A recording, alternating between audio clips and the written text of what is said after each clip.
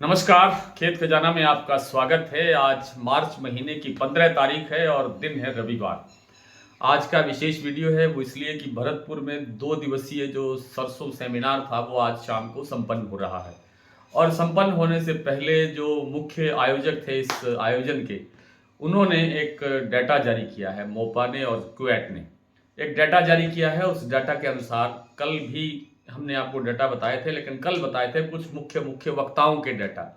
आज एसोसिएशन ने, तेल संगठनों ने सामूहिक एक डाटा जारी किया है और उसके मुताबिक जो सरसों का इस सीजन का जो कुल उत्पादन है वो बताया गया है कि 117.25 लाख टन होगा। 117.25 लाख टन होगा।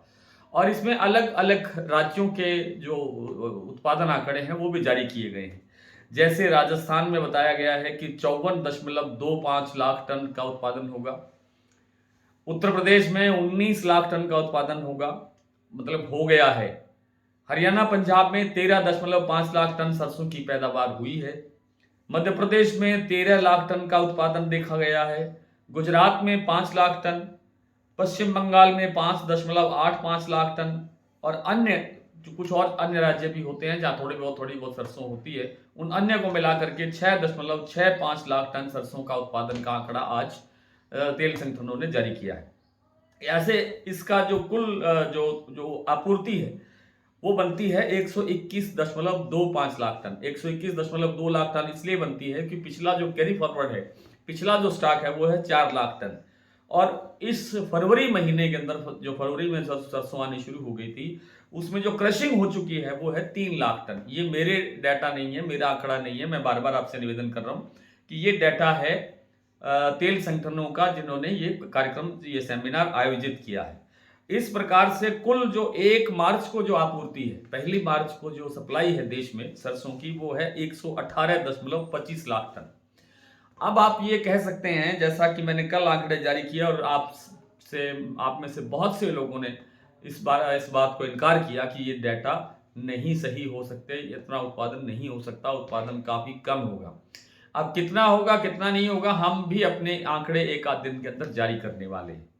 और उसके साथ साथ जो आज का वीडियो है उसके अंदर ये बात भी बताना जरूरी है कि इस समय जो भाव चल रहा है उसकी स्थिति क्या है और आने वाले दिनों में जो हाईएस्ट भाव बन सकता है वो क्या बन सकता है। तो जयपुर का भाव आप जानते हैं कि 6,850 से 6,900 के बीच कल और परसों के अंदर दर्ज हुआ है।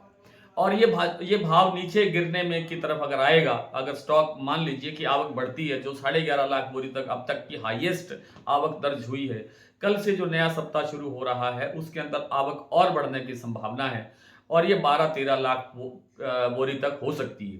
तो 12-13 लाख बोरी की जब आवक बनेगी तो 100-200 रुपए का प्रेशर आएगा और अधिकतम यानी 6500 रुपए जयपुर का जो लास्ट जो निचला भाव है वो बन सकता है। उससे नीचे जाने की संभावना बहुत कम लगती है।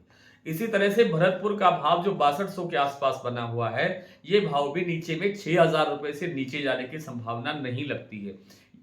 यानी जो कुल गिरावट है वो 200 रुपए से ज्यादा की नहीं लगती, चाहे वो जयपुर का भाव हो, चाहे वो भरतपुर का भाव हो, किसी अन्य मंडी का भाव हो या किसी प्लांट का भाव हो, चाहे गोयल कोटा हुआ या आपके सलोनी हुए या दूसरे जो भी प्लांट है।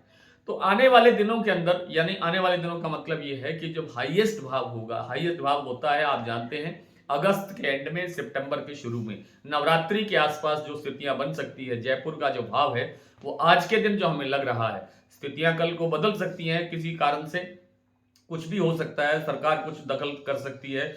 लेकिन एक मोटा मोटा एक अनुमान है कि ऐसा लगता है कि जयपुर का भाव जो आज नीचे में 6500 तक जाने की संभावना है, इसका हाईएस्ट भाव जो है वो 7700 से 7800 के बीच बन सकता है। ये हाईएस्ट ऊंचा से ऊंचा भाव बनने की संभावना है। भरतपुर का भाव जो नीचे में 6000 रुपए जा सकता है, वो ऊपर के अंदर 7200-7300 का लेवल बनता हुआ दिखाई दे सकता है। ये संभावना है, ये कोई घोषणा नहीं है कि ऐसा होकर ही रहेगा। आपसे बार बार निवेदन है, इसको घोषणा मत मानिएगा, इसको एक अनुमान मानिएगा। और उत्पादन कितना होगा हमारे हिसाब से वो हम कल या परसों के वीडियो में आपको जारी करके जरूर बताएंगे। आप हमारे डेली बुलेटिन की सदस्यता ले सकते हैं ताकि आप अपने आप को हर समय अपडेट रख सकें। आज इतना ही, कल आपसे फिर मुलाकात होगी, तब तक के लिए नमस्कार।